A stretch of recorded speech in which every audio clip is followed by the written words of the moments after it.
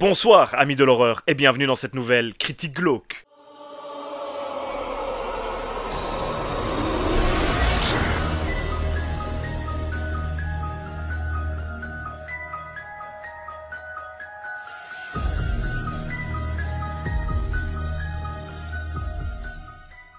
Aujourd'hui, revenons quelques années en arrière pour vous parler d'un film qui commence à dater, mais dont je voulais vous parler depuis pas mal de temps maintenant. Et nous allons lorgner du côté de la science-fiction horrifique, avec un long métrage relativement méconnu que j'espère vous faire découvrir avec cette vidéo. Mesdames, messieurs, aujourd'hui nous allons parler de Hardware.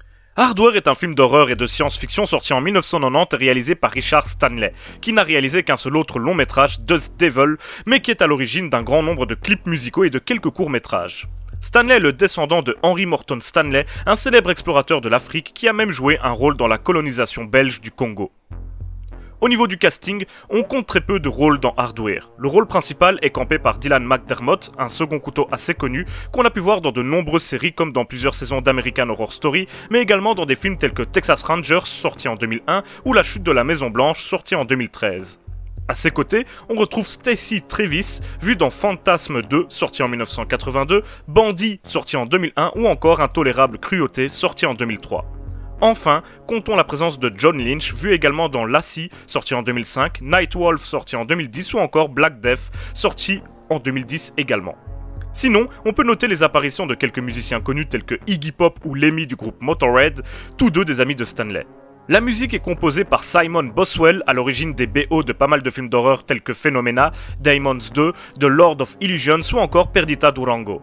Le scénario, écrit par Stanley lui-même, est librement inspiré du comics Shock Walter's Robotale et le film est une modeste production des frères Weinstein, encore eux. Le film disposait d'un budget d'environ $1 million et en a rapporté près de 6 millions, ce qui en fait une modeste réussite. Au niveau critique, il écope en général de notes à peine au-dessus de la moyenne, approchant les 6 sur 10 sur des sites tels que Rotten Tomatoes comme d'habitude.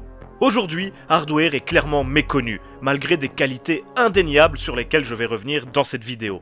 Si le film est aussi peu célèbre, c'est avant tout à cause d'une distribution vidéo catastrophique en dehors des États-Unis, qui donc empêche toute une partie du public de découvrir ce long métrage. Mais ne vous inquiétez pas, je suis là pour y remédier. Mais avant toute chose, de quoi parle ce film? L'intrigue prend place dans un futur post-apocalyptique où une grande partie de la Terre est désormais composée de déserts arides, et surtout hautement irradiés. On peut en déduire qu'une guerre nucléaire est à l'origine de cette situation. Des villes ou colonies, ressemblant à des espèces de bidonvilles voire véritables décharges à ciel ouvert, abritent les humains restants. La température ambiante approche des 50 degrés et l'État met en place une politique de stérilisation des hommes pour vous donner un aperçu de la qualité de vie de cet avenir. Nous suivons le personnage de Moses Baxter, un genre de soldat qui arpente les zones interdites et hautement radioactives, qui achète les restes d'un vieux robot à un nomade ferrailleur, dans le but de l'offrir à sa copine, artiste peintre et sculptrice. Seulement voilà, ce robot est à la base un cyborg militaire, une authentique arme sur pattes très agressive et capable de se recharger sur n'importe quelle réserve d'énergie, y compris l'énergie solaire. Et évidemment, lorsque Jill, la petite amie de Mo, se retrouvera seule avec lui, celui-ci se relèvera et se mettra en chasse. Nous allons donc voir comment nos personnages vont faire face à une machine de guerre surpuissante, quasiment invulnérable et bien décidée à tous les décimer un par un. Avant de vous donner mon avis sur le film, analysons-le brièvement si vous le voulez bien. Le film est clairement une sorte de mélange entre Mad Max et Terminator, voire même avec un soupçon de Predator, mais l'univers qu'il met en place est beaucoup plus sombre encore. Les personnages sont pour la plupart crasseux, vérolés, obscènes. Ils vivent dans des taudis, des assemblages de métal bancal et dégueulasses. Jill, par contre, vit dans un immeuble à haute sécurité, un peu moins horrible, mais qui reste tout à fait austère. Il y a très peu de lumière dans ce film, même dans le désert, sur lequel règne une couleur rougeâtre. Cette obscurité constante et cette teinte pourpre donnent au film une ambiance assez anxiogène. On sent que dans cet univers crasseux, suffocant, où le sable et la poussière recouvrent tout, on a du mal à respirer, et le spectateur le ressent complètement. Cela contribue d'ailleurs beaucoup plus à l'instauration d'une ambiance pesante que la présence du robot. Il y a un sous-entendu religieux évident dans le film, même si ce n'est pas si facile de comprendre ce que le réalisateur a voulu dire avec ça. Déjà, le personnage principal s'appelle Moses, qui est le nom anglais de Moïse. Ensuite, le cyborg s'appelle Marc XIII, ce qui fait référence au chapitre 13 de l'évangile selon saint Marc de la Bible, un chapitre qui parle de l'avènement de faux Christ et de la fin du monde, comme par hasard. Le Marc XIII est donc en quelque sorte un antéchrist accomplisseur de faux miracles. La première fois qu'il se fait attaquer par les personnages, on croit qu'il est vaincu, tombant, les bras en croix, tel Jésus sur sa croix. Mais tel le Christ, il reviendra, toujours pour accomplir sa funeste tâche. La musique va d'ailleurs dans ce sens, rappelant à quelques moments des chants religieux et soulignant la dimension divine de ce cyborg démoniaque. Donc, ce robot est à la fois un antéchrist, un ange de la mort et un démon, ce qui est plutôt bien pensé. Il aurait pu être le Christ venu chercher son troupeau avant le jour du jugement dernier, mais il est fait de métal et ne possède pas d'âme.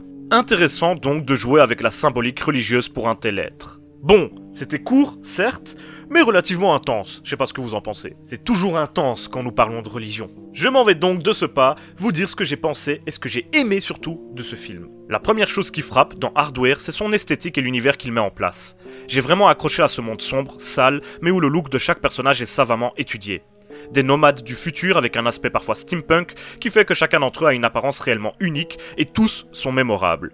Les protagonistes ont, de ce fait, un petit côté manga, où en général chaque personnage est pensé pour avoir un impact sur le lecteur.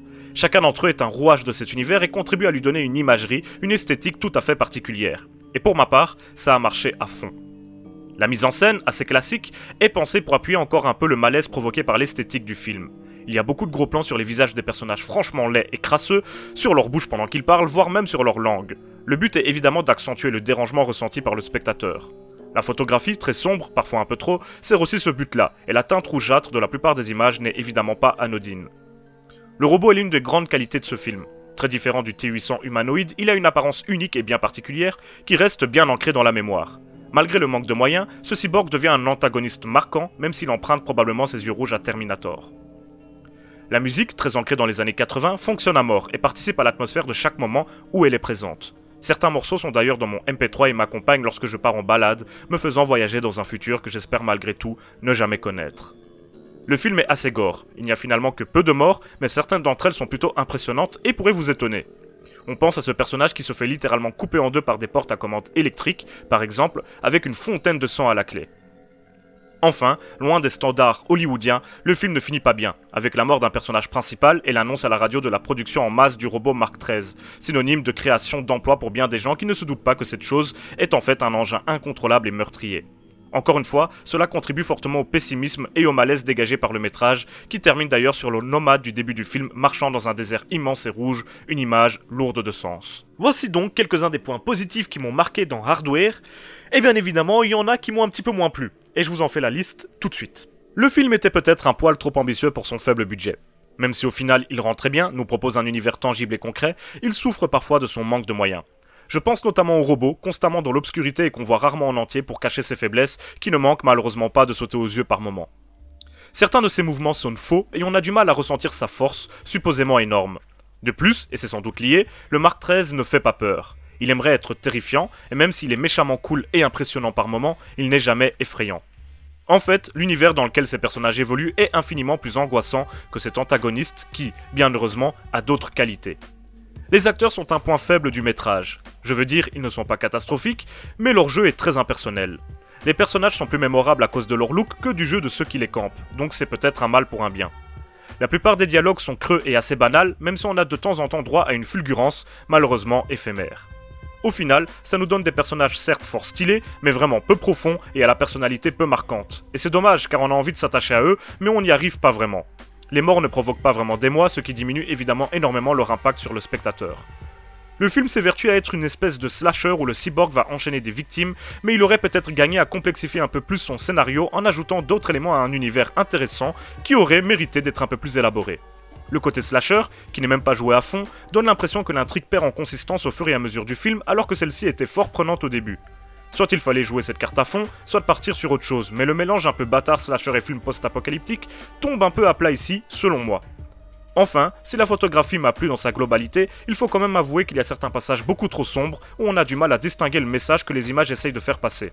Ça sort parfois du film, puisqu'on doit plisser les yeux pour distinguer l'action, ce qui n'est jamais très bon signe. Donc comme vous le voyez, il y a à boire et à manger dans ce film. Du coup, je vais essayer de vous clarifier tout ça dans ma conclusion. Au final, Hardware est une série B très sympathique et très ambitieuse qui met en place un univers futuriste solide et intéressant, très anxiogène et pessimiste. Même s'il surfe sur le succès de films au ton semblable tels que Mad Max et Terminator, il va un peu plus loin que dans cette démarche. Malheureusement, il n'a pas les moyens d'installer une action comparable à ces deux monstres et nous a donc bricolé une intrigue qui alterne entre les moments géniaux et ceux plus médiocres. J'aime néanmoins beaucoup ce film méconnu qui prouve qu'un amoureux du genre peut tout de même proposer quelque chose de différent et de surprenant avec peu de moyens. Je lui pardonne ainsi aisément ses défauts, du moins ceux-ci ne me gâchent jamais mon plaisir lorsque je revisionne Hardware, un film que j'ai bien dû voir une dizaine de fois au moins. Pour toutes ces raisons, je lui donne un petit 13 sur 20, une bonne note je pense pour une série B sympathique qui mériterait d'être un peu plus connue. Pour la peur, je me contenterai d'un 11 sur 20, car si vous n'aurez jamais peur, j'espère que vous serez quand même mal à l'aise devant un futur sombre et au pessimisme largement mis en avant. Pour résumer, je ne peux que vous conseiller de voir ce petit film, ma foi, fort sympathique. Et c'est ainsi que se termine cette critique glauque. J'espère que vous l'aurez apprécié. Comme vous le voyez, j'essaie toujours de vous mettre en avant également des films moins connus, tout en vous parlant de temps en temps des plus gros blockbusters horrifiques. Le but, c'est vraiment de parler du cinéma d'horreur dans son ensemble, et j'espère que ça continue de vous plaire. Si c'est le cas, n'hésitez pas à laisser un petit pouce bleu ou un commentaire, ça fait toujours plaisir, et vous pouvez également vous abonner. Vous pouvez même me suivre sur les réseaux sociaux, voire pourquoi pas me faire un petit don sur Tipeee si vous estimez que mon travail le mérite. Tous les liens sont dans la description. En attendant, on se retrouve très bientôt pour une nouvelle vidéo, et d'ici là n'oubliez pas, si vous avez peur, c'est que vous êtes toujours en vie. Salut à tous, merci d'avoir regardé la vidéo.